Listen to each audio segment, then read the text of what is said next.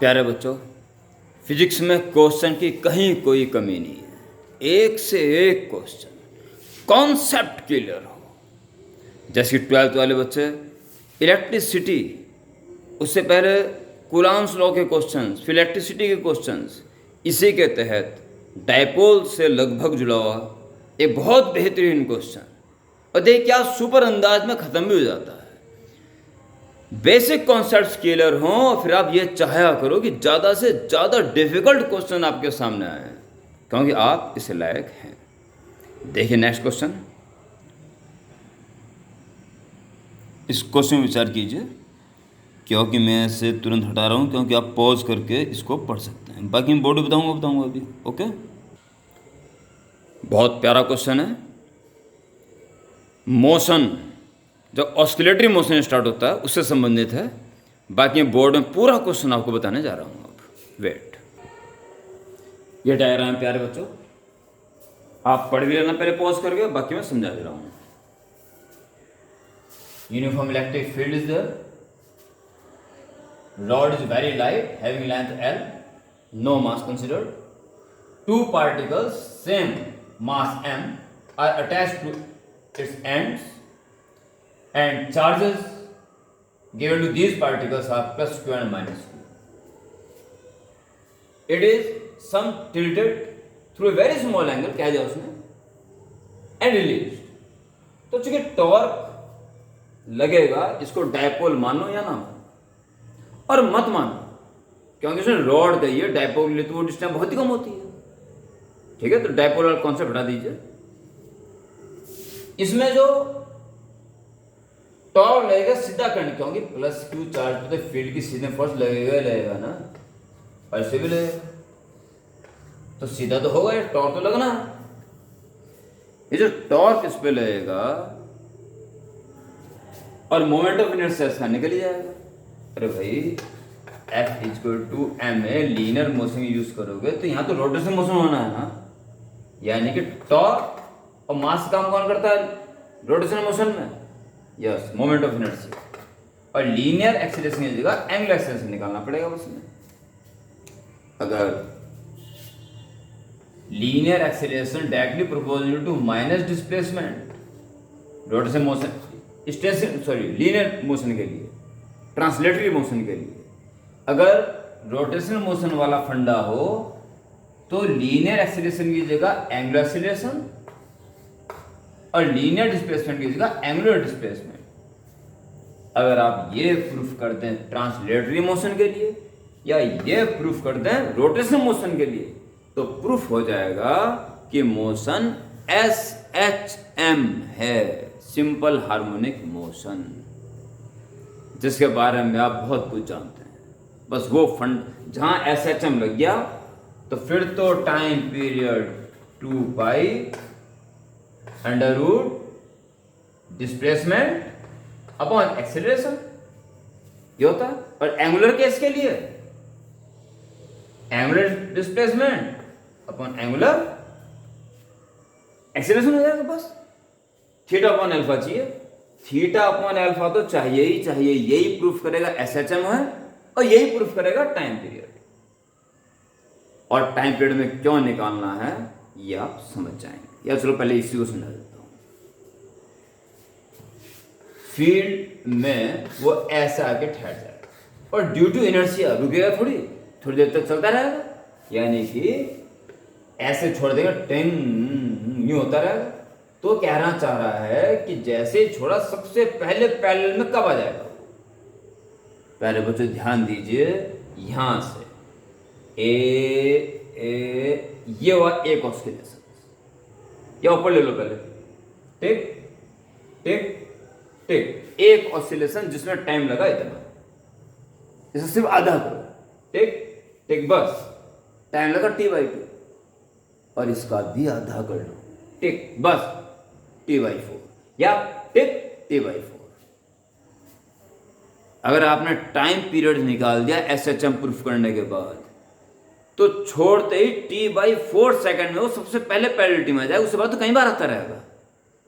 वो T/4 जानना चाह रहा है कि सबसे शॉर्टेस्ट टाइम कौन सा होगा जिसमें ये पैरेलल फील्ड के आ जाए।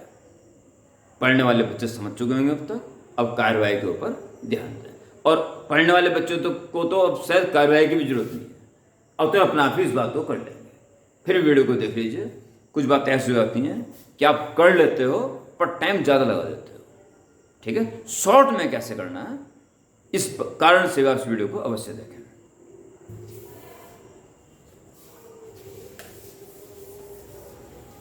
तो ये SHM की तरफ हमें चलना है। देखिए जी, फोर्स इस पे कोई डायपोल नहीं है ना, ये तो PE sin थीटा ला सकते थे। वैसे आप जो डायपोल का मोमेंट है P, डायपोल का, इसका नहीं कर रहा हूं मैं, डायपोल का, तो PE sin थीटा ये टॉर्क लग जाता था। और इस फॉर्मूले के डेरिवेशन में कहीं भी इस बात की जरूरत नहीं पड़ी थी कि दोनों चार्ज की बीच की डिस्टेंस 12 बहुत कम है। ओके, याद करें। हाँ, डायपोल के कारण जो इलेक्ट्रिक फील्ड था एक्सियल पोजीशन और इक्वल पोजीशन पे, उस फॉर्मूले को ड्राइव करते करते अंत में चीज की जरूरत पड़ गई थी कि 12 is very less than comparably R। इसके लिए फील्ड में दिक्कत पड़ सकती थी, परंतु टॉर्क एक्सप्रेस में तो इसका कहीं जिक्र ही नहीं किया गया था कि distance between two charges is very small. वो तो जो थी वो ले ली थी। तो टॉर्क तक तो फंडा लगा सकते हो। ओके, क्या टॉर्क लगेगा इस पे? PE sin theta. What is P? Any one charge Q into distance between them L। ये टॉर्क लग रहा है डायरेक्शन माइनस में, क्योंकि जैसे जैसे थीटा बढ़ा रहे हैं इस तरफ टॉर्क लग रहा है इस तरफ। ओके, रोटेटिंग एक्सिस ये कहलाएगी, इसी अबाउट घूमेगा वो। तो angular acceleration is tau upon moment of inertia, tau is equal to I into alpha, minus tau value minus QLE sin theta upon, केवल इसकी बात कर रहे हैं, MR स्क्वायर, M L/2 का स्क्वायर यानी L स्क्वायर बाई 4 प्लस इतना इसका, यानी इसका ट्वाइस कर दो बस। क्लियर? अमाउंट ऑफ इनर्शिया हो गया पूरे सिस्टम का। रॉड को लाइट कह दिया गया, नहीं तो उसका भी ऐड करना था। तो कुल मिला के 2 2 जा 4, 2 पर भेजिए, माइनस 2QLE अपॉन M। अच्छा, एक L भी कैंसिल हो रहा था, कैंसिल कर दो उसको। ठीक है, L हटा दीजिए। 2QE साइन थीटा लिखना बाकी है अभी, अपॉन ML। और sine theta is approximately equal to theta, क्योंकि उसने कह दिया है साइन थीटा बहुत छोटा है, theta is very small. So sine theta is equal to tan theta, both equal to theta approximately. So every part 2 Q E M L are constant for given system. So alpha directly proportional to minus displacement. So SHM is take place. So time period is 2 pi under root theta upon alpha,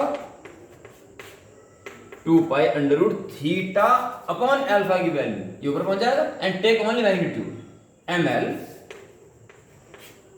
upon 2QE. So shortest